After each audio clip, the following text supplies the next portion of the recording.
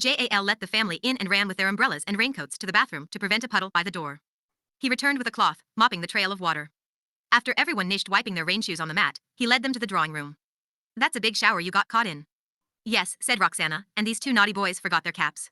Look at their hair, soaking wet. Can I borrow a towel, Jal?" "Sure." Settling them in the threadbare sofas and chairs, he needlessly moved a couple of side tables, picked up cushions only to replace them in the same spot, and turned on a lamp. He inquired anxiously if the light was bothering their eyes. "Not at all," Yezad assured him. Jal's usual jitteriness obscured his pleasure at seeing them. He excused himself, saying Kumi needed help in the kitchen. "The towel, Jal," Roxana reminded him. "Before these two little saitans catch a chill." "Oh yes, sorry." He dashed and returned with apologies for the delay. She threw the towel over Jangir's head, rubbing vigorously so that his shoulders shook. He decided to exaggerate the EECT, letting his arms and hips shake in a wild dance. "Stand still, you clown," said his mother. She ran her fingers through his hair to check. "There. Your turn, Murad." "I'll do it myself," said Murad, not about to relinquish the sovereignty acquired recently, on turning 13. His mother passed him the towel, then opened her purse to ND a comb. Jangir waited patiently while she restored the parting on the left and slicked back the rest. "Now you look less like our Yuan." Murad took the comb next, and went to the showcase at the other end of the drawing room. Squinting into the glass front, he styled his hair to his own satisfaction, without a parting. Roxana put away the comb and warned the boys to behave themselves, not annoy auntie and uncle. Yezid delivered a caution as well, adding under his breath that of course it was hard to predict what might annoy those two. The only certain way was to say nothing and do nothing. "This evening pretend you are two statues," he said. Murad and Jangir laughed. "I'm serious. There'll be a prize for the best statue." "What's the prize?" "A surprise." They froze immediately, to see who could sit still without blinking for the most time. But it wasn't long before Murad's statue came to life and began exploring the room. He wandered to the window and peered out under the curtains, then tried to open them. He yanked with both hands to slide the rings. The rod and drapery came tumbling. "See what you've done?" "Sit down at once," said his mother through clenched teeth to appear erse, though she knew she was hopeless at it. "You're older than Jangir, you're supposed to set a good example." Murad picked up the rod and began threading it through the rings. As he got one panel on, the second slipped out at the other end. "You heard mummy," said Yezad. "Leave it. I'm just putting it back for auntie." Yezid uncrossed his legs and moved to the edge of the sofa, as though to rise. "Sit down," I said. Seeing the ash of anger in his father's eyes, Jangir tensed, hoping his brother wouldn't be deant. They were both well acquainted with daddy's temper. Murad returned to his chair, pouting and scowling. But as quickly as it had appeared, his father's anger melted. "Now let's hope your auntie doesn't explode." Roxana was certain the noise would bring Kumi to investigate. But no one came until Nariman, his new shirt tucked unevenly into his trousers, appeared in the doorway. "Happy birthday, Grandpa," chorused the boys. Jangir was RSTO the sofa this time, running to Nariman as he shoo-edged towards his chair. "Stop." Roxana checked her son's exuberance. "Let Grandpa sit RST, you'll knock him over." She wondered if her father's feet were dragging more than the last time they met. He was denightly more stooped. The doctor had warned them, symptoms would be aggravated when the Parkinsonism began making rapid gains. Funny choice of word, she thought, gains, as though the wretched disease was a stock on the share bazaar in which Jal dabbled. Lowering himself into the chair, Nariman lost control and fell into it heavily. He smiled at the anxious faces. Jangir hugged and kissed him, holding his chin and squeezing gently, enjoying the rubbery jujube-like feel and the tiny stubble dotting it like sugar. His grandfather laughed and bowed his head for the next part of the ritual, the stroking of his bald head.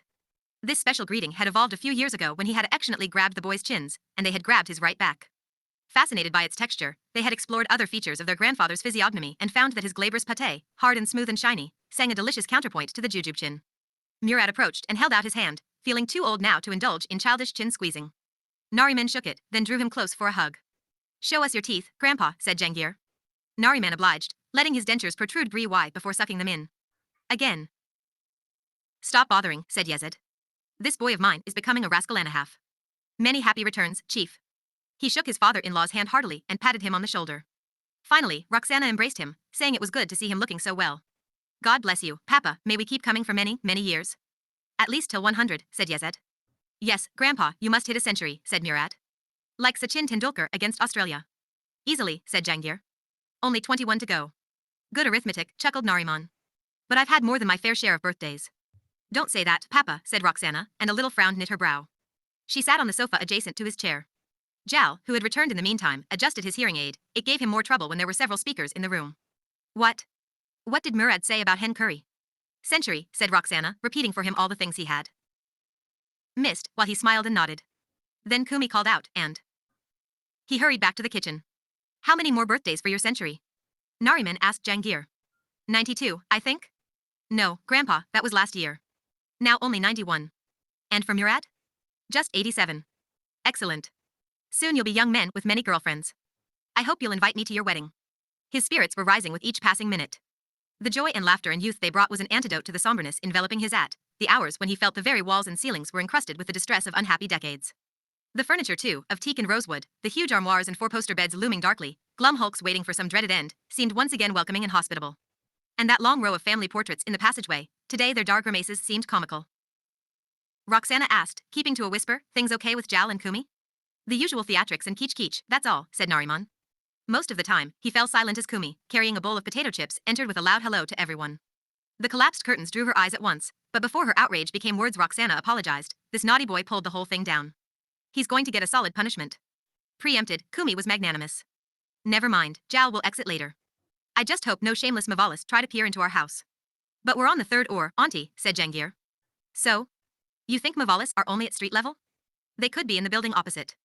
They could be with a telescope in that skyscraper a mile away. Puzzled, Jal asked, who's in the skyscraper? Just switch it, advised Kumi.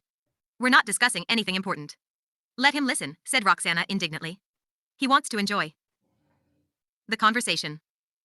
And who will pay for new batteries? Do you know how expensive they are, how quickly that little box eats them up? But it's a necessity, like medicine. Calling it a necessity doesn't magically produce money for it, said Kumi, and recited the prices of items she thought were necessities: onions, potatoes, bread, butter, cooking gas. You should budget for every expense, said Roxana. Keep separate envelopes. Thank you very much. I also studied home economics in school. Envelopes are no use without money to put in them. You're right, said Yezid to conclude the argument. We all have the same problem. Rubbish, snapped Kumi. You don't have the problem of looking after Papa, with all his expenses. Roxana wanted to snap back that Papa's pension paid for everything. But Yezid gave her a little sign. The silly disagreement over batteries was turning into a major GHT, and changed the subject. By the way, Kumi, what's that non-stop hammering? Idiot Edel Munchi, who else? Now he'd be thrilled to X your curtains, teased Yezad. Jal retreated in mock horror. Please, anyone but Edel. Unless you want the house to tumble on our heads. They laughed, for Edel Munchi, who lived one or below, fancied himself a talented handyman. Signs of his incompetence were evident on his front door. The nameplate hung crookedly, and the hasp didn't quite meet its staple. He was famous in the building for his any set of tools, and notorious for his willingness to share them. By playing his cards right, he was able to follow them into someone else's shing and repairing. And this meant the world to him, since there was very little he could do nowadays in his own. Mrs. Munchi had decided there was a limit to how much of their home her husband should be allowed to ruin.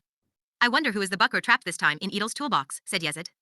They laughed again, and Nariman looked around with satisfaction, glad the GHT had been avoided. Come, let's have a drink. Just wait more minutes, said Kumi. My coals are ready for Loban, the sun has gone down. She left the room to return with the silver thurible, walking in a haze of white smoke. Her head was now covered with a white momol scarf.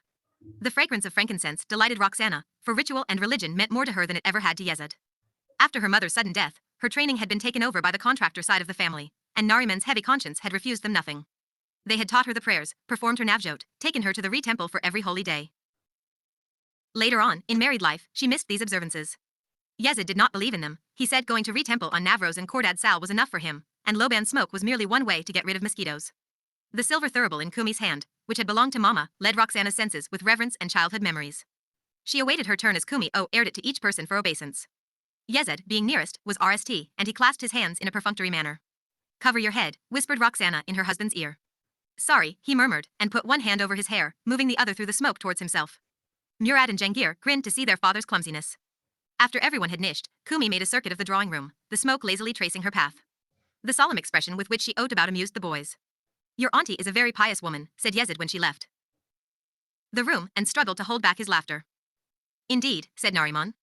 She has a direct line to the Almighty. Stop it, you too, said Roxana, annoyed. She wanted to savor the moment. For her, Loban's smoke was like angels and Fereshta's oding through the house. Kumi pushed back the white momol scarf from her head and announced it was time for drinks. What about you, Murad and Jangir? Fanta or thumbs up?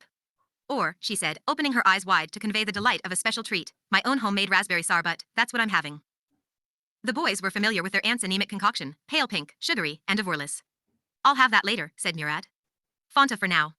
Same for me, auntie, said Jangir. Jal aired to look after the adult drinks, and began making scotch and sodas for Yezid, Nariman, and himself. Roxana requested the rejected raspberry sarbat, and Kumi's face brightened. Martyr, whispered Yezid in his wife's ear, letting his lips brush the lobe. Nariman noticed, and smiled with pleasure. He delighted in his daughter's happiness, the bond she shared with Yezid. He had often seen them communicate with subtle signals invisible to the world. He overruled her choice of sarbut. On my birthday? You must have something stronger. No, Papa, it goes straight to my head and then down to my legs. But he's right, Roxy, said Yezad. Today is special. Jangir and Murad added their voices to the demand. Yes, Mummy, you must have liquor today. They liked the slight tipsiness that overcame their mother once or twice a year, erasing her look of perpetual worry. Sighing, she consented to rum and thumbs up as though undertaking a difficult task. Listen, Jal, very little rum, lots of thumbs up, she instructed, then sat back, anticipating the drink with pleasure. Still fontaless and propelled by boredom, Murad went to the showcase, which had pride of place in the drawing room. Jangir followed. This cabinet was a magnet whenever they visited, made more powerful by their uncle and aunt's interdiction against touching anything. Roxana watched them with growing concern. Nariman moved his hand through the air as though patting his daughter's arm to assure her that it was all right. But, Papa, you have no idea what a Shavat Murad is. And his brother as well, when they're together. Otherwise, Jangir will sit still for hours, reading or making his jigsaw puzzles. She nudged Yez to keep a sharp eye on the two. The last thing we want is them fooling around with the shrine. Shrine was their secret word for the clutter of knickknacks, toys, and glassware that packed the shelves of the cabinet. Venerated by Jal and Kumi. Their sacred icons included a clown with ears that waggled when his stomach was squeezed, a white UI dog with a bobbing head, tiny replicas of vintage cars, and a battery-operated Elvis who would soundlessly strum his guitar. At one time, the Elvis doll could also sing a verse of Wooden Heart, but, as Jal liked explaining to visitors, something had gone wrong with the mechanism on the very day in August that the king had died. When they acquired a new toy, they would demonstrate it proudly, then perform its solemn installation behind glass. All that was missing in this ritual, according to Yezid, was incense, hours, and the chanting of prayers. He dismissed Nariman's explanation that Jal and Kumi's sickly father and their unhappy childhood was the reason for the shrine. There were lots of deprived children, said Yezid, and they didn't all grow up into toy fanatics. Besides the toys, the showcase held some silver cups, prizes Jal and Kumi had won long ago at school. Little tags on the trophies recorded their achievements. Jal Palangi Contractor, 3rd prize, 3-legged race, 1954, Kumi Palangi Contractor, 2nd prize, lemon and spoon race, 1956, and many more. They had not kept all their prizes, just the ones for which their father had been present on sports day to cheer them on. There were also 2 watches, much too small for their wrists now, and 2 fountain pens, presented to them on their navjot by their father, almost 40 years ago. The ceremony had been arranged hurriedly on the advice of the family Dastorji, when it seemed Palangi did not have much longer to live. The children had yet to commit to memory all the requisite prayers, but the Dastorji said he would overlook that dissciency, better for the father to witness the navjot, even if the initiates were a few verses short, so he could die secure in the knowledge that his progeny had been properly welcomed into the Zoroastrian fold. Bored with looking through the glass, Murad decided to open the cabinet doors. Roxana alerted Yezid, who warned their son not to touch anything. The glass is dusty, I can't see. He glanced over the assortment of items, ignoring the vases, silver cups, a plastic gondola with gondolier, the Air India Maharaja perched atop the nose of a jumbo jet, an EIL tower. 2 grinning monkeys at the center of the display had snared his curiosity. One was equipped with a drum and sticks, while the other clutched in its paws a bottle labeled booze. Both had keys in their backs. Standing so as to shield his hands, Murad began winding the drummer. Jangir the accomplice provided additional cover. But the telltale clockwork betrayed them. The sound, to Kumi's ears, was as familiar as the breath of a cherished infant. She abandoned the drinks and rushed to her beloved cabinet. Very bad of you, Murad, very bad, she said, managing a spurious calm before the distress slipped out and made her shrill. I've told you 1,000 times, don't touch the showcase. Put it back at once, said his mother. Murad ignored the command and kept winding. I'm not doing anything wrong. You heard Mummy, said Yezad. Hand the monkey to Jal uncle, you wicked boy, said Kumi, frantic now. He'll work it for you. But I want to do it. Yezad rose. Time to give in, decided Murad. Before he could relinquish the toy, however, Kumi slapped his cheek. For a moment it seemed to Roxana that Yezad would strike Murad and Kumi. She jumped over the sofa and dragged her son by his arm into a chair, then restrained her husband with a RM touch on his shoulder. To Kumi she said sharply that if any hitting was required, his parents were right there to complain to. I have to complain? Here you are, watching the boy misbehave. If you did your duty, I wouldn't need to raise my hand. That's a joke and a half, said Yezed. Children wanting to play with toys is not misbehavior. Go ahead, defend him. That's how children become bad. You see, Murad Dikra, said Zhao, wincing, a inger to his ear, the mechanism is delicate. One extra turn and the spring could break. Then my drummer would be silent, like my Elvis. He nished winding and placed the monkey on the table. Its arms began moving up and down, the sticks striking the drum with a feeble tap each time. Wonderful, isn't it? I'll start the other fellow as well.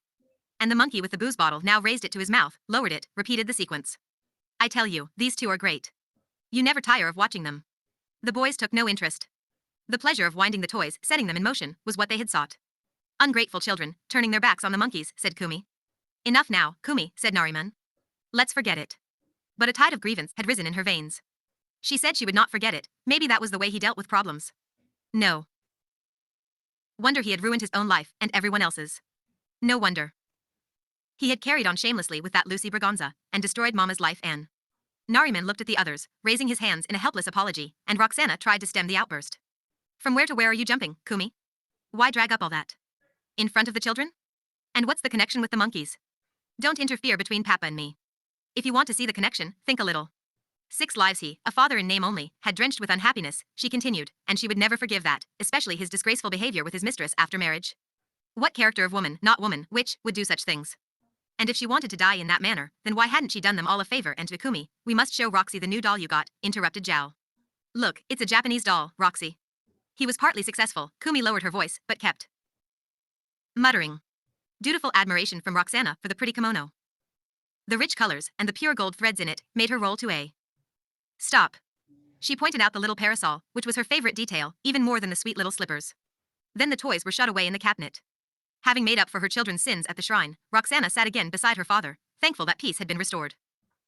3 scotch and sodas, 2 Fantas, 1 rum with thumbs up, and Kumi's homemade sarbat were now ready.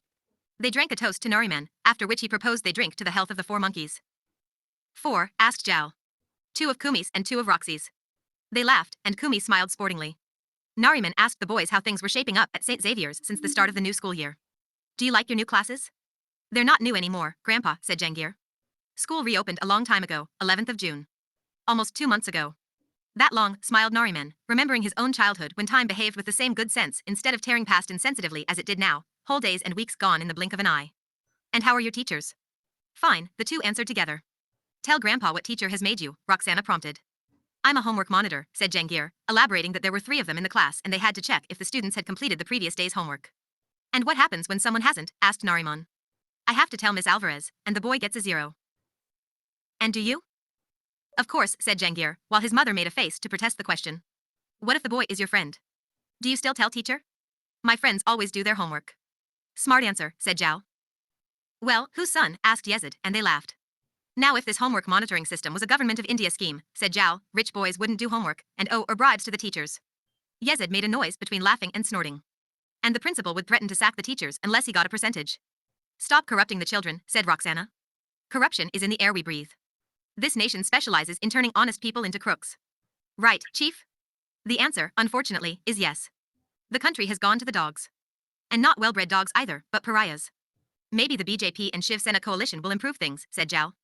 We should give them a chance. Yezid laughed. If a poisonous snake was in front of you, would you give it a chance? Those 2 parties encouraged the Hindutva extremists to destroy the Babri Mosque. Yes, but that was, and what about all the hatred of minorities that Shiv Sena has spread for the last 30 years? He paused to take a long swallow of his scotch and soda. Daddy, did you know Shiv Sena is going to have a Michael Jackson concert, said Murad. That's right, said Zhao. I saw it in the newspaper. And Shiv Sena will pocket millions. They've obtained tax-free status by classifying it as a cultural event of national significance. Well, said Yezid. Michael Jackson's crotch-clutching and his shiny codpiece must be vital to the nation. I'm surprised the Senapati doesn't ND him anti-anything, not even anti-good taste. Otherwise, the crackpot accuses people left and right of being anti-this or anti-that. South Indians are anti-Bombay, Valentine's Day is anti-Hindustan, LM stars born before 1947 in the Pakistani part of Punjab are traitors to the country. I suppose, said Nariman, if the Senapati gets gas after eating Karela, the gourd will be declared an anti-Indian vegetable. Let's hope his langoti doesn't give him a groin rash, said Zhao. Or all underwear might be banned. They laughed, and Yezid made himself another scotch and soda. Frankly, I don't care who the government is and what they do. I've given up on a savior. Always turns out to be a real savior and a half. Daddy, why do you say and a half for everything, asked Jangir. Because the half is the most important part. Jangir didn't understand, but laughed anyway. He was happy to see his father holding forth. Let's talk about something else, said Roxana. Politics is very boring. You're right, said Yezid. So, Chief, what did you think of the World Cup? Nariman shook his head. I don't approve of these colored uniforms they wear. Cricket is white and L's. Fixed overs and rushing to niche a match in one day is not cricket.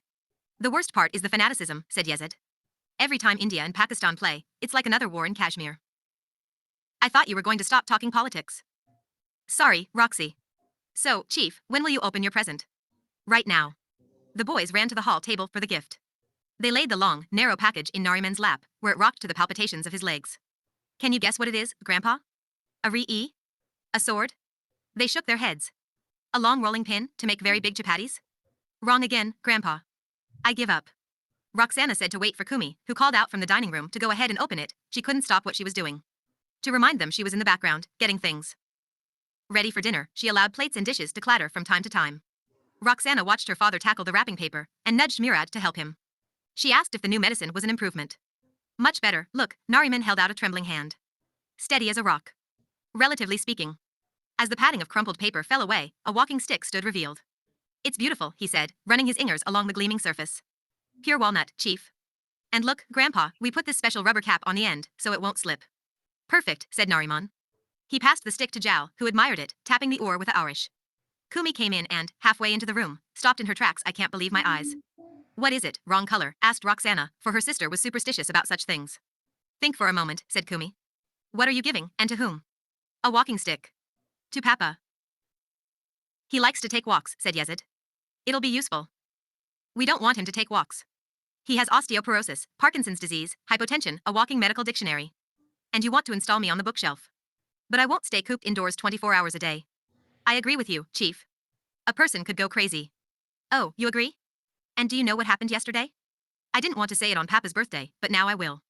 No, Jal will. Tell them, Jal. He cleared his throat, adjusted his hearing aid, and said in a mild voice that the night before Papa had had an accident. Nonsense, said Nariman.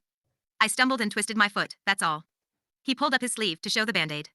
This is the enormous wound they are worried about. Yezid's laughter and Roxana's relieved smile made Kumi feel helpless. Please listen to me, she pleaded. Next time Papa might not be so lucky. It's no joke at his age, going out alone. Maybe you should go together, a walk will be healthy for everyone, said Roxana. You want to injure all of us in one shot? Kumi turned to her brother, again you've become quiet. Must I do the arguing and seem like the bad person always? It's his hearing aid, said Yezid. Makes it difficult to participate. You know, Jal, nowadays with advanced technology, the new gadgets are very powerful. And so small, you hardly notice them.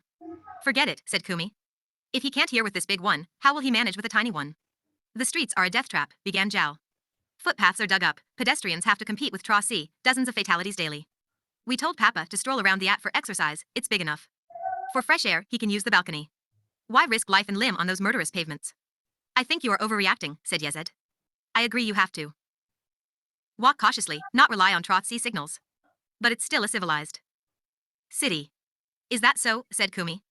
In that case, why were you trying to leave for Canada? Yezid didn't like being reminded of it. That was years ago.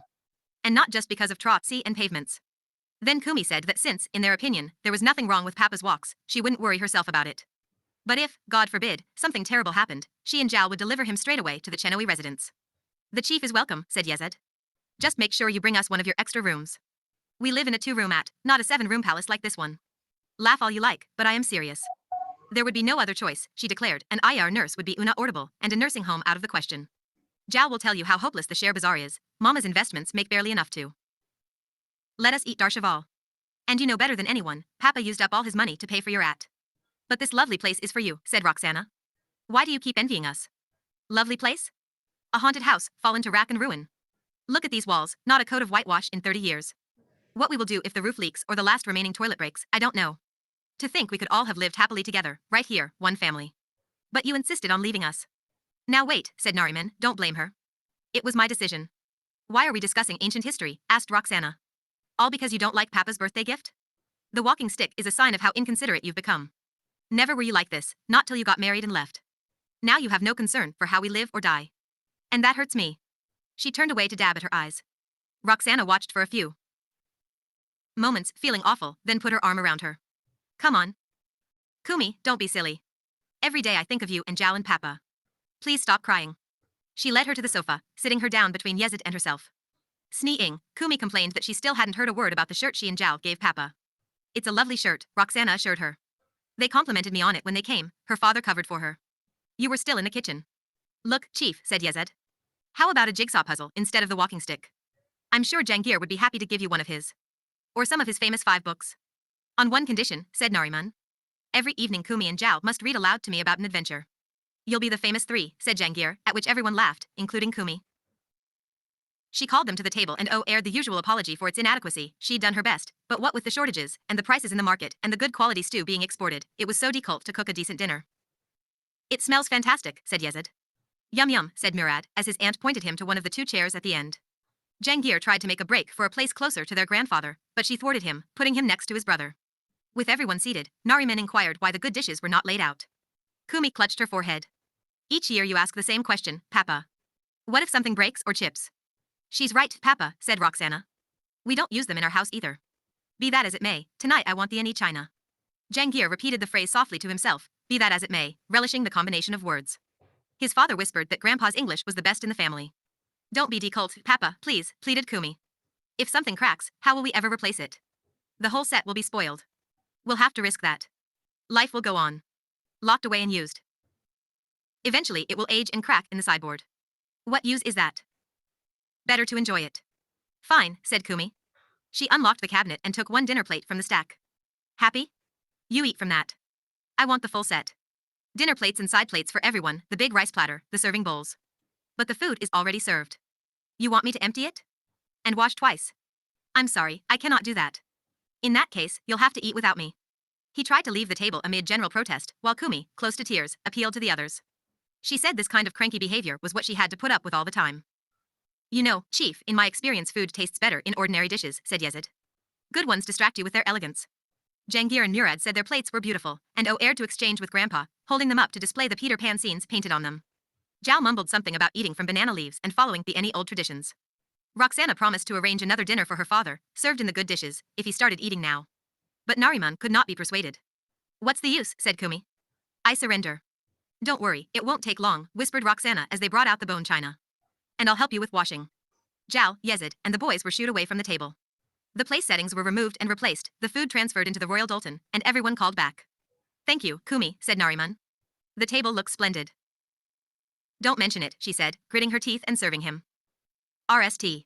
He enjoyed SH heads, and she spent a moment to locate the two pomfret heads lurking in the patio's depths. As the dishes traveled around the table, if something clanged or was set down heavily, Kumi inched.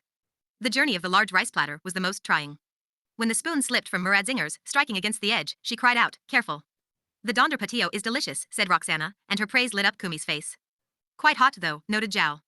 Patio has to be hot, or it doesn't deserve the name of patio, said Yezid, his napkin patting away the chili-driven moisture on his brow. He suggested putting on the ceiling fan. No, said Kumi. Papa will get a cold. In this weather, said Nariman. Heat stroke, more likely. Fine.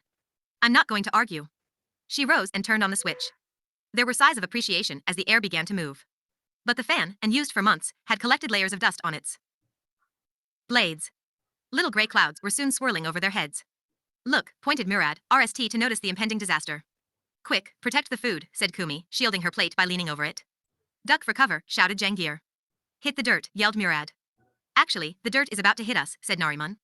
What have you two been reading? Cowboy comics? Meanwhile, everyone copied Kumi, bending over their plates as Zhao sprang to the fan switch. Nobody moved till the dust settles, said Roxana. How are you managing, Chief? Quite well, said Nariman. Bent is a natural posture for me. And I'm enjoying a close look at my dinner. The pomfret has a baleful countenance. Maybe some dust fell in its eyes, said Yezid, and the boys laughed as their grandfather sang to his SH heads, dust gets in your eyes. Kumi burst into tears. Are you happy now with your fan? You ruined the dinner on which I wore out my backbone in the kitchen. Roxana said nothing was ruined, everything was perfect, the dust had been foiled by the prompt action. I can't wait to eat more of this delicious donder patio. Looking up and around, Zhao announced that the air was safe again. So they raised their heads and, to comfort Kumi, resumed with busy noises. The clatter of cutlery was the only sound at the table. Then the whine of a power tool tore through the quiet, and Kumi hung down her napkin. Enough was enough, a little hammering was one thing, this kind of unearthly screeching at night was beyond tolerance. She stuck her head out the window, Mr. Munchi. Stop that noise. Hi, Edel Munchi. It's Papa's birthday dinner. Have some consideration and stop your idiotic noise at once. The tool ceased, and she returned to the table, frowning at her plate. Zhao said that Edel's wife, Manazé, was a good woman, it was probably she who made him stop. Give credit where credit is due, said Nariman. Kumi knows how to get results. They nished eating without further interruptions. The cutlery fell silent, no one could be persuaded to another helping. Roxana asked the boys to carry the plates to the kitchen, and before Murad could protest, Jangir slid his chair to collect them. He knew Mummy was being nice to Kumi auntie, and also trying to show that her sons were good boys. Nariman excused himself, something was stuck in his dentures. Jangir followed him to the bathroom and watched him pop them out for a scrub. You know, Grandpa, I wish my teeth could also be removed. Would be easier to brush them, reach all the tricky places. Nariman laughed gummily, sneezed the plates to check for odors, then reinserted them in his mouth. After a dessert of faluda, everyone trooped to the balcony. It had stopped raining, and the air smelled clean. They slapped one another's backs to dust their clothes, Jangir taking the opportunity to thump Murad harder than the dusting warranted. The earlier unpleasantness faded into the background. Edelmunchi's hammer was thudding again, but softer now in deference to the late hour. Chelo, time to go home, said Roxana. Tomorrow is a school day. Be that as it may, said Jangir, let's stay a little longer. He beamed, thrilled that he'd been able to use the phrase. Laughing, his grandfather ed his hair. Yes, sit for a while. You don't know this boy, said Yezed. Tomorrow morning he will be glued to his bed, head is aching and stomach is hurting and bum is paining. Tea. We'll come back soon, said Roxana, and kissed her father's cheek. The sad look of loneliness returned to Nariman's face, as Jal fetched the raincoats and umbrellas from the bathroom. Securing the front door against the night, Kumi said that each time the Chenoe family visited, she felt exhausted, as though a whirlwind or a ventolio had passed through. That's strange, said Nariman. To me it feels like a fresh breeze has stirred the stale air. You never miss a chance to snub me, do you? It's not a snub, Kumi, said Jal wearily, just a difference of opinion. Hey, we're the only ones at the bus stop, where a large puddle had collected on the broken pavement. The wet road was glossy black in the streetlight, shimmering and hissing under the wheels of passing Sea.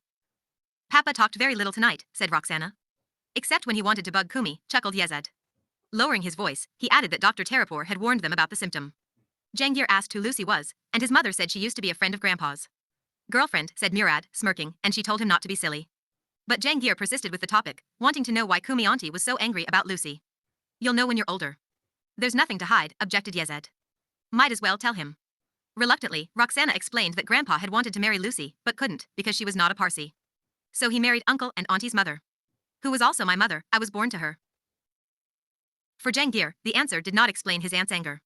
He asked if there was a law against marrying someone who wasn't a Parsi. His father said yes, the law of bigotry, and his mother said exasperatedly that he was confusing the child. Then Yezed helped to change the subject, teasing Roxana that if she hadn't married him, she'd still be playing with toys in her father's house. The boys pretended to wind each other up. They mimicked the robotic drinking and drumming of the monkeys. Poor Jal and Kumi, she said. So sad. Why? Asked Jangir. Because they never got married, they don't have a family like us. And it always feels gloomy in their house, said Murad. Two men unsteady on their feet approached the bus stop and stood behind the Chenoese. Laughing and continuing their noisy argument, their breath heavy with liquor, one gave the other a shove, making him stagger against Roxana.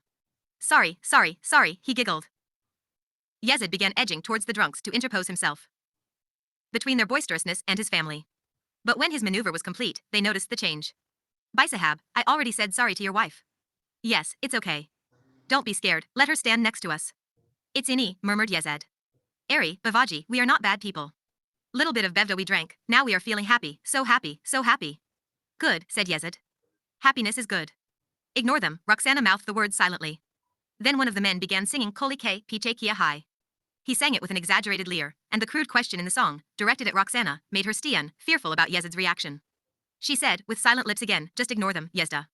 Murad and Jangir, who understood the popular lyrics double entendre, took their mother's hand in a confusion of shame and anger. Their father waited a little, then turned to the drunks. Shut up, he said quietly. Don't threaten us, Bisahab, don't spoil our happy mood. What's wrong, you don't like Hindi LM songs? Not that one. He kept his tone even, to contrast with their intoxicated braying. You want to know what's behind the blouse? I'll show you what's behind my sti. Stop it, Yezid. Stop it, Yezid, they shrieked in falsetto, and stumbled about, hysterical with laughter, clutching each other for balance. Don't tingle-tangle with us, Bavaji. We are Shiv Sena people, we are invincible. To Roxana's relief a bus rattled into view, route number 132, theirs. The drunks did not get on. Bye-bye, bye-bye, they waved, as the bus carried the Chenoese away. Another shriek of stop it, Yezid, was followed by drunken laughter oding in the dark. After he bought their tickets, she chided him about his 2 scotches, they had clouded his judgment. And he was setting a bad example for the children, they would also be tempted to GHT. In school. Daddy and Murad and I could have given them a solid pasting, said Jangir. See what I mean? You shouldn't react to such loafers. Especially 2 together. 2 drunks are 2 half-men. Besides, when I'm angry I get very strong. Then, in her ear, and when I'm aroused I become very long. Yezid, she blushed. I'd have straightened them out with my karate chop. I used to break bricks with it. She knew he could, she'd witnessed it a long time ago, when they were still unmarried. They had been strolling near the Hanging Gardens late one evening, past a deserted construction site, where the watchman dozed in a secluded corner. There was a stack of fresh bricks awaiting the mason. Let me show you something, said Yezid with all the kondenke of youth out courting. He formed a trestle of 2 bricks, placed a third across them, and broke it with a blow of his hand. Show-o, she exclaimed, then was skeptical, you must have picked a cracked one. Okay, you select. She did, and he broke that one too. She looked at him, smiling at the memory. You were young then. Your hand has become soft now. Still hard enough to break their necks. Murad said he had never seen Daddy chop a brick in two, and his brother said, "Yes, Daddy, yes, please show us," which annoyed their mother. "Are there any bricks in this bus?" To Yezid she repeated, "Ignoring low-class drunkards is the only way.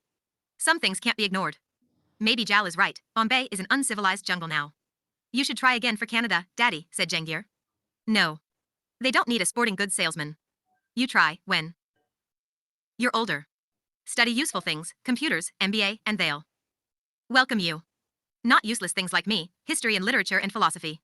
As the bus approached the Sandhurst Bridge turned to Hughes Road, the boys pushed their faces closer to the window.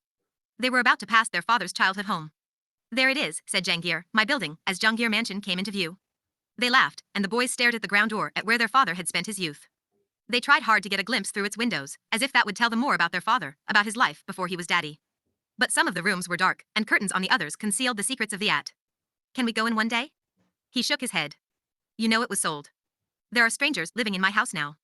The bus completed the turn, and the boys craned their necks to keep Jangir Mansion in sight. The ensuing silence was touched with sadness. "I wish you had kept on living there after marrying Mummy," said Jangir. "Then Murad and I could also be there now. Don't you like Pleasant Villa? Such a nice home." "This looks nicer," said Murad. "It has a private compound where we could play."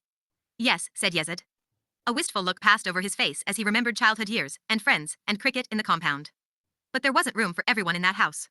And Daddy's 3 sisters didn't like me," added Roxana. "Now," protested Yezid, then let her continue, for he was the one always saying no need to keep secrets from the children. Youngest among the 4, Yazid had been the recipient of his sister's unrelenting adoration. It was a earnest and jealous love, the 3 doting on their baby brother with a zeal that verged on the maniacal. In childhood, such a love posed few problems, it was considered cute and charming. During the teenage years, he was their guardian, their knight at arms. Many were the GHTS he got into when schoolboy teasing and O-color remarks happened to include his sisters.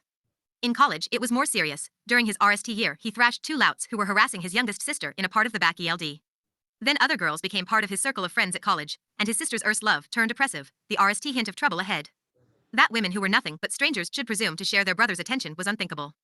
Their reactions ranged from indignation to anger to bitterness. Yezid often had to choose between peace at home and an evening out with friends. "And when Daddy and I got engaged, it was too much for them," said Roxana.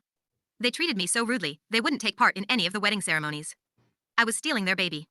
No matter who Daddy married, they would have treated her the same. Isn't that right, Daddy?" She patted Yezid's hand, and he nodded. "Maybe if you had stayed, they would have become friendlier," said Murad. Yezid shook his head. "You don't know your aunties, it would have meant years of GHTS and quarrels. When Grandpa gave us Pleasant Villa, that was the best thing for us." Jangir said he always wondered why they had only Jal uncle and Kumi auntie, whereas his friends had so many uncles and aunties. "We never go to see the others." Then Yezid said they had learned enough family history for one evening, what with all the things Kumi auntie was upset about, and now this discussion about his sisters. And Jangir said he was going to write a big fat book when he grew up, called The Complete History of the Chenoui and Vakil Families. "As long as you say only nice things about us," said his mother. "No," said Yezid. "As long as he tells the truth."